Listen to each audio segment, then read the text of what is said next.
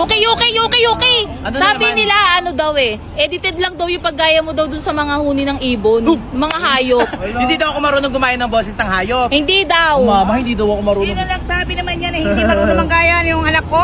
O, Abay, diba? hindi totoo yun ano? Si Mama, ginaya mga bibe, mga palaka, mga ibon. Ako kayang-kaya ko rin gumaya. Sige ano ba nga. gusto mo? O, para patunayan Sige ko nga, sa'yo na sige hindi nga. edited. Baka. Basic, Ay, Mama. Bakit ano? daw napaka-basic? O, ito, pakinggan mo ha. Sino nag-comment niyan? Pakinggan mo to. O, Ready sige na kayo? nga. Sige nga. Tingnan nyo ha. Oh. Hala! Galing! Gusto mo isa pa? Gusto mo isa pa? Isa pa. Tingnan nyo ha. Ang galing! Di ba ang galing? Kasi marunong hindi nyo kasi kaya yun Basic na basic lang yan, ano ka? Totoo yun oh? Ano yung tinatanong niyo po? Nanonood ng Manix Farm? Sino po yun? Di ko po kilala yun. Shilane? Sa Manix Farm? Anong ginagawa niya? Ano po nagsumali? Saan? Saan ako nasali? Sa Manix Farm? Anong gagawin ko doon? Kami doon, teacher. Oh. Malapit ba kayo? May mga craft doon. Ay talaga? Ano bang ginagawa nila sa Manix Farm? Ano, nag-aaway at hindi yung totoo yung away nila. Marian lang yung away nila. Oo. Talaga? Bibig ako. Pwede ka. Idol namin sila. Pwede ka na. Idol nyo? Tapos teacher, meron ng babae. Nilagyan ng ano. Oo, ngipin na bumili. Talaga? Yung lalaki. Sige, isi-search ko yan. Anong pangalan niya? Chile. Shilane. Okay. Manix Pam. Manix Farm. Gush ate. Si Kosoke? Talaga? Hindi ko makakilala yan ah. Sino ba yung mga nasa Manix Farm? Sino pa iba doon bukod kay Shilane? Tsaka... Ako, teacher. Si ano? Elaine. Si Elaine, si Sai, maloloko yun. Talaga? Tapos si ano, teacher. Tapos si tomboy doon. May tomboy doon, teacher. Di namin alam yung pangalan. O sige, panonoorin ko yan.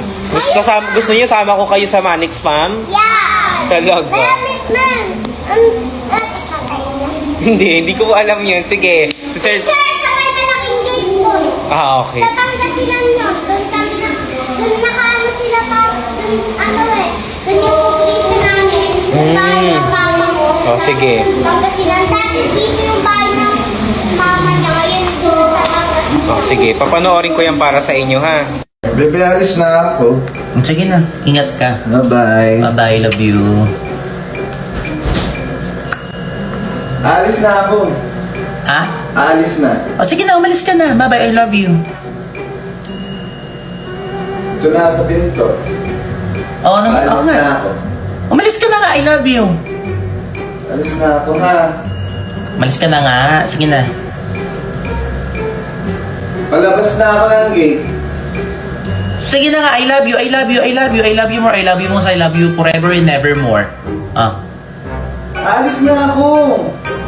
O anong gagawin ko kung aalis ka? Alis ako. O, hindi. Ako Oh, tatanungin. anong itatanong ko sa'yo? I love you? Kung saan ako pupunta, malamang. Alis ako. Ay, buhay mo yan. Anong gagawin ko? Alis mo. Alis nga ako. Ano ba? Hindi na ako alis. Sira ulo ka ba? Alis nga ako. Wala man lang tanong-tanong saan ka pupunta, anong oras ka uuwi, sino kasama mo. Wala Ay, ganon. Kailangan ba yun? Wala akong pakialam sa akin. O, saan ka pupunta? Ikaw nga, hindi ka nag-I love you to. Nagreklamo ba ako? So, in-announce na nga ang mga official winner ng Mr. and Miss Manix 2026. So, ayan, nakikita nyo mga kapatid. So, sa mga babae po, ang second runner-up po is si Cyril. Ang first runner-up po is si Eileen Yay. At ang nag-title po or ang nanalo po sa female category is si Sandra Villamayor. Tapos sa lalaki naman mga kapatid, second runner-up si Saidi. First runner-up po si Kosoke. At syempre, ang title po natin is si Ace Remite. So, ayan mga kapatid. So, nakakaloka, grabe yung labanan. Alam nyo ba mga kapatid, 3 days preparation lang po yan. Ito, sasabihin ko na talaga sa inyo, one day lang po lahat yan, yung shoot na yan. So, ginawa yung finals and prelims po, isa loob po ng isang araw. So, ibig sabihin mga kapatid, yung preparation na ginawa is 3 days lang. Kasama na yung rampa. Ang daming first timer dyan, kagaya na lang ng aking kapatid, first timer po sa pagrampa yan. Yung tatlong lalaki na to, first timer din po yan na sumali ng pageant mga kapatid. So, grabe. So, proud na proud ako sa kanila kasi mga kapatid, grabe yung preparation din na ginawa nila, grabe din yung effort. Halos lahat nag-effort mga kapatid. Alam niyo yung simpleng vlog lang na gagawin, pero ang nangyari po mga kapatid is naging bongga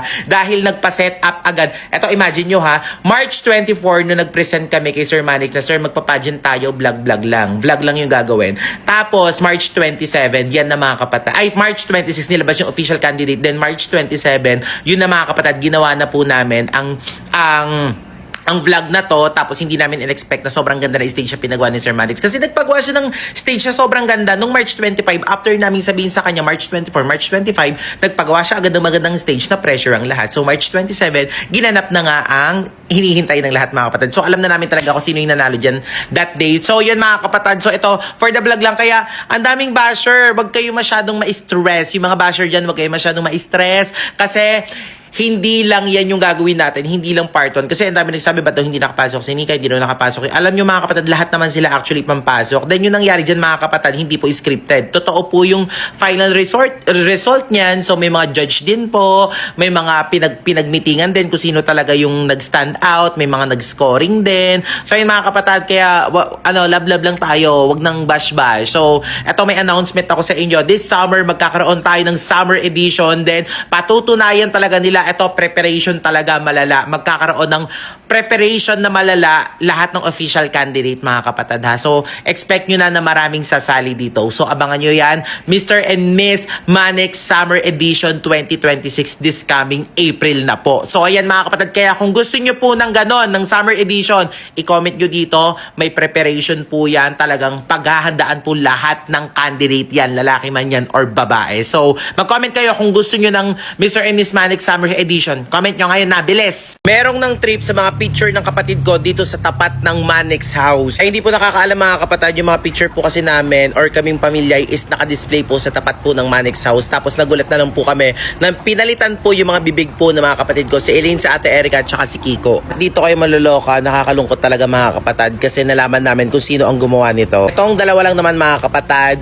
si Solane or si Sholane at si Ella. Yung mga kapatid, hindi na rin naman ako magtataka kung bakit kaya nilang gawin yan. First and foremost, may galit sila sa kapatid ko. Hindi ko alam kung bakit pati kami dinamay sa Ate Erica at saka si Kiko. Tignan nyo, basahin nyo yung pinag-uusapan nila. Oo, magpapaawa tayo. Total, wala naman ditong CCTV. Sino nagsabi sa inyong walang CCTV sa harap ng Manix house? Yung mga kapatid, kung hindi pa namin ipa-review, hindi namin malalaman kung sino to. Nakakaloka, hindi ko alam kung saan aabot talaga yung mga ginagawa nila. Galit talaga ang isang tao, hindi natin alam kung saan mapupunta talaga yung galit na meron sila. Akala ko talaga sincere yung pakikipagbati ni Ella at saka ni Sholane kay Elaine, yun pala hindi. Anyway, gawan na lang din namin ng paraan, tanggalin na lang namin yung mga nasa bibig ng picture namin kasi syempre ang daming dumadaan, especially nasa highway yan. So yun lang naman, kaloka. Nakakamiss po si Elaine. Ako mga kapatid, eto, kumapit kayo, update kay Elaine Yay or sa kapatid ko. Mga kapatid, nakikita nyo ba to? Short hair na siya dahil nagbabalik lang naman siya sa vlog. Naku mga kapatid, exciting to. Sobrang nakaka-excite talaga yung mga pangyayari. Panoorin nyo po yung mga vlog na ginagawa namin at yung mga vlog na gagawin pa namin. Ayan o, tignan nyo si Elaine. Grabe, nagbabalik na siya kasi sinabi niya sa amin na hindi niya talaga kayang tiisin na inaapi kami ni Yani Jutes. At the same time mga kapatid, kaya siya lumabas, na-realize niya daw after isang linggong mahigit na pagkakawala niya sa vlog, sinabi niya sa amin na she was born sa ganitong industry. O, diba? So yan mga kapatid, so nagbabalik na siya. So abangan nyo ulit yung mga update kay Elaine. Abangan nyo kung ano mang meron. Abangan nyo yung mga susunod na kabanata sa mga gagawin namin ng pamilya at syempre sa mga gagawin din na Elaine. So abang-abang lang mga kapatid. So excited na ako. So yun lang.